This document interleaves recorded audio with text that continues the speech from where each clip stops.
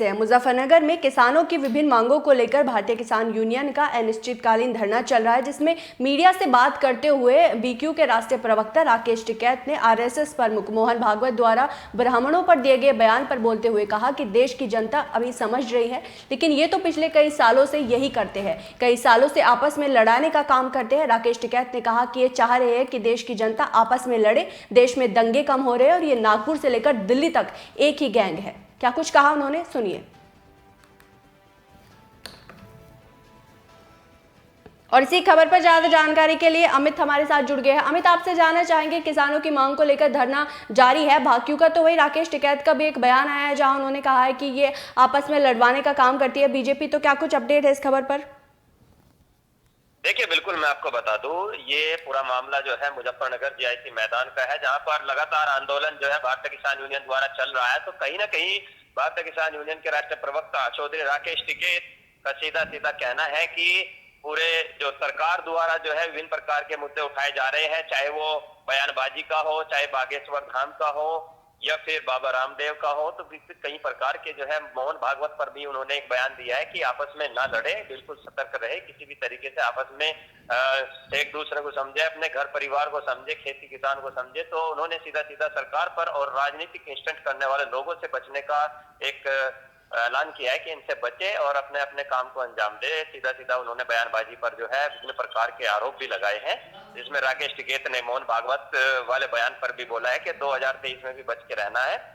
तो ये सीधा सीधा यहाँ किसानों के धरने को लंबा खींचने के लिए राकेश टिकैत जी लगातार मैदान में है, जिसको लेकर आंदोलन आगे भी चलेगा और 10 फरवरी को एक बड़ी महापंचायत मुजफ्फरनगर के जीआईसी मैदान में होगी। जी चले अमित, बहुत बहुत शुक्रिया इस खबर पर तमाम जानकारी के लिए। और अब आपको राकेश टिकैत का वो बयान भी सुनवाते हैं। 10 तारीख को महापंचायत होने जा रही है, सिसोली में आज बैठक हुई है, क्या कहेंगे इस बारे में? देखो, सब जगह मीटिंगें चल रही, लोग अपनी यहाँ पे आने की तैयारी कर रहे।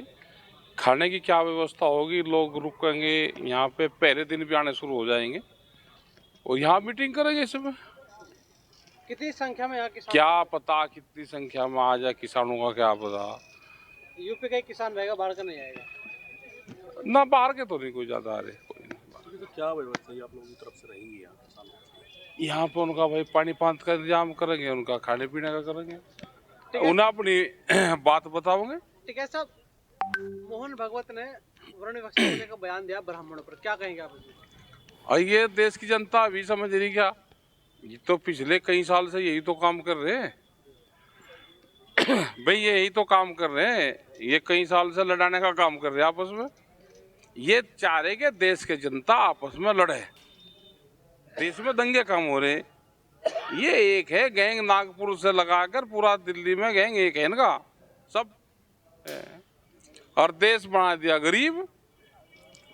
भाई इन्होंने पहले कहा कि 15 लाख रुपए देंगे और 15 लाख से इन्होंने 5 किलो गेहूं पे ले आए और जनता को कभी कह दे कि नहीं भाई ये पूरा साल देंगे, कभी 3 महीने देंगे, कभी 6 महीने। अब जनता 15 लाख तो भूलेगी, कह लगे 5 किलो गेहूं बंद ना कर दे। तो देश का बता दो, देश गरीब हुआ या अमीर हुआ, ये देश की जनता समझ जाए। ठीक है साहब, राहुल गांधी का भी एक बयान आया है कि यूपी में अधर्म चल रहा है और जो योगी आदित्यनाथ है वह अधर्मी है।